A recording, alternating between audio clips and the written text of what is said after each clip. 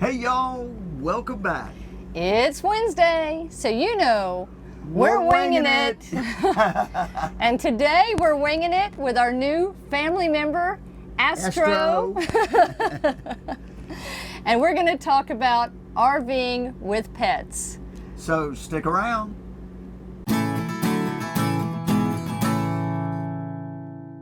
Alrighty, so before we get started, let's quickly review the rules of winging it.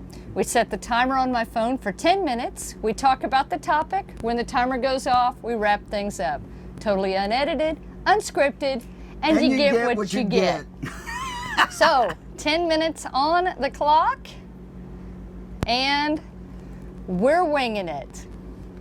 So, yeah, first of all, if you got our newsletter, then you know that we have picked up little Astro here. He is named for astronauts because he, like us, is from Houston, and he is adventurous, curious, and brave, and pretty darn smart, just like the astronauts who train in Houston. Yep. So, we introduced him in our newsletter the other day, and we thought we'd let him make his debut here on YouTube, and hopefully we'll get Star to come over and join us as well. Y'all know Star, our 85-pound black-mouthed cur dog. Yeah, and we wanted to talk, a lot of people ask us about this topic, and let's face it, a lot of us RV because we can take our pets along.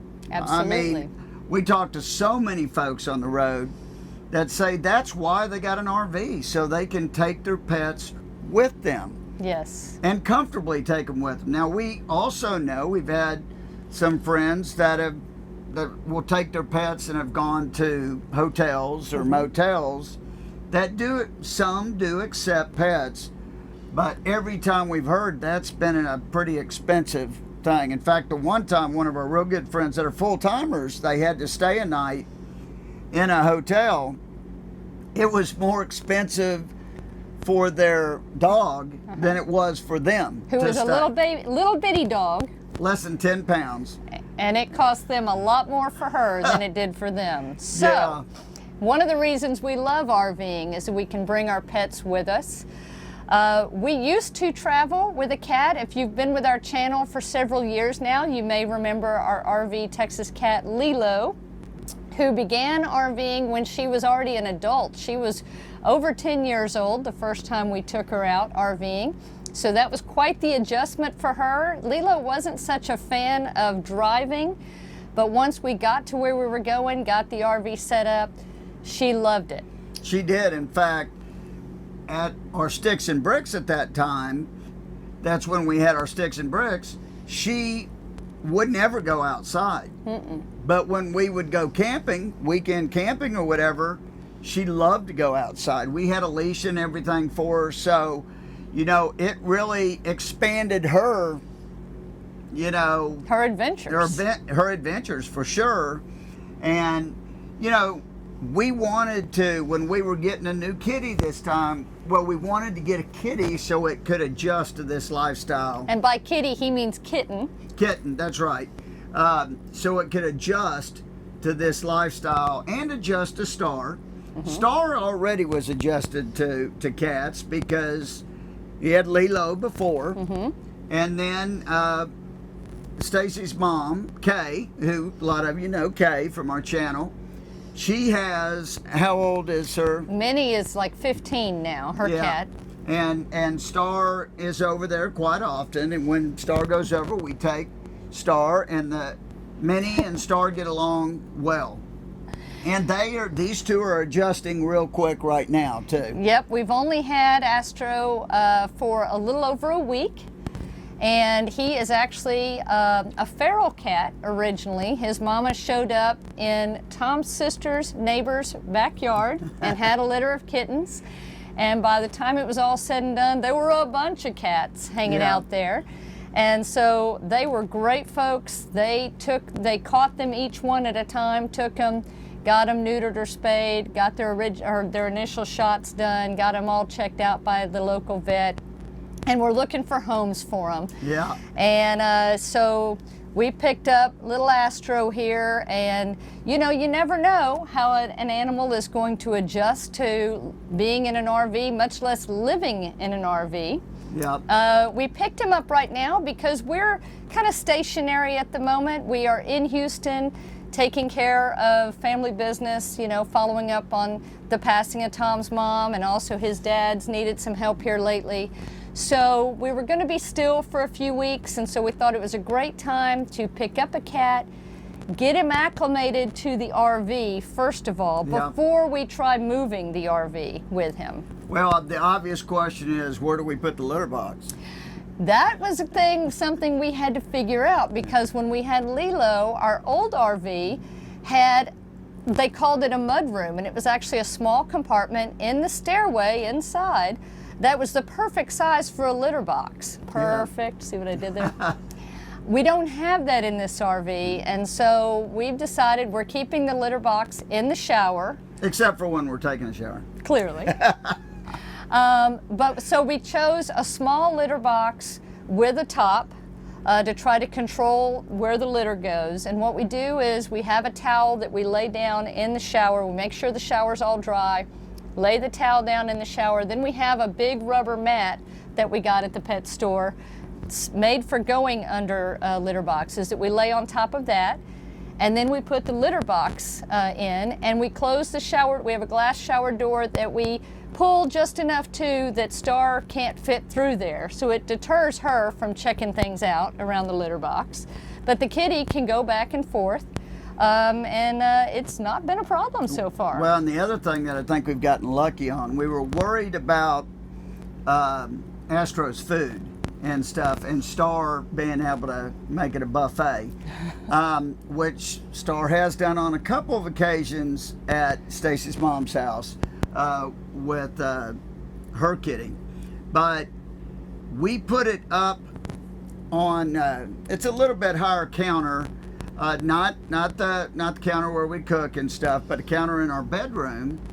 And so far, fingers crossed, Star hasn't messed with it. Star is probably big enough up to get up there and get it, but Star hasn't.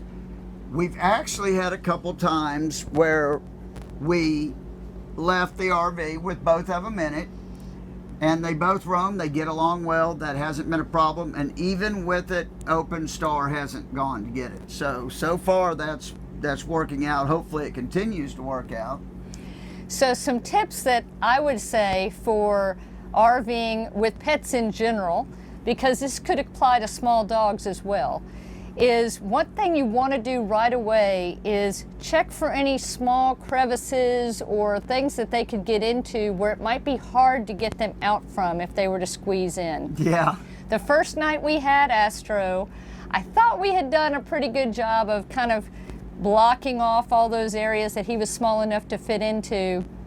And I heard him in the middle of the night meowing, and I couldn't find him. And he was lodged behind the toilet.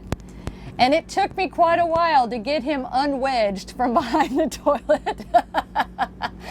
So you want to block off any of those areas that they might get into where you won't be able to find them, or you won't be able to help them get out of, or it will be difficult to help them get out of. Yeah, another tip too is have your records. Always have your records with you when you're traveling, because the RV park, or could even be a state park, resort, whatever, may ask you for the shot records. Right. To make sure that they're current on their shots, immunizations, all that stuff, rabies.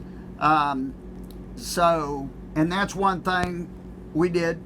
The initial shots and everything were done on the kitty, but then we took Astro to our vet yesterday just to have another once over, and then they put those records with Astro's name and everything on it and their location, so we had it official with our own vet. Right. All the paperwork. So yeah, that you want to make sure you always have your paperwork just in case. Absolutely. Another tip is to do like we're doing with Astro. The first time you introduce your pet to the RV, Maybe do it when you're not going to be traveling in the RV. Maybe when it's stopped somewhere, or where the pet can kind of get to know the RV as a second home, or as a first home in our case, without moving. Because then that's a whole other step for them when you start moving things, moving their house. So give them some time to acclimate to the environment when you're just still, I think is really helpful.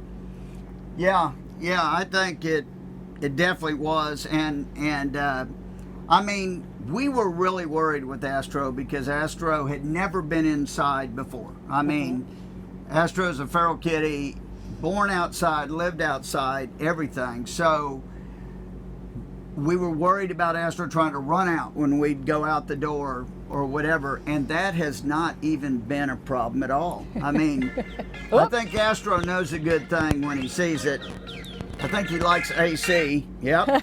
Our 10 minutes went fast. Yes, they did. One more tip I want to give, though, before we wrap things up, is harnesses. Harnesses are fantastic, both for dogs or cats, because that you have a better chance of holding on to them when you're outdoors if they should panic and start to run off, see a bird or something that they want to chase. When we had Lilo, our cat before, she knew she couldn't go outside without having a harness and a leash on, and the same goes for Astro.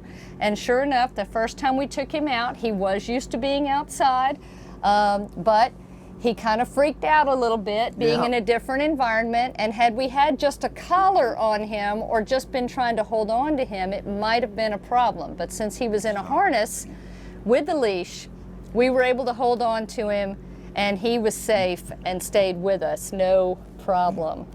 So, come here, Star. Come here. Come here. Star's sitting in the chair over there. She's just enjoying watching today. But yeah, so if you travel with pets, let us know. We've even seen people travel with birds. Sure.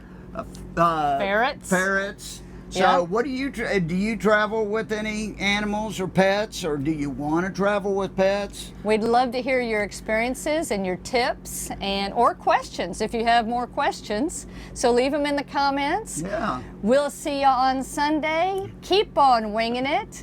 And until next time, y'all, safe travels. And happy camping. Bye. Bye.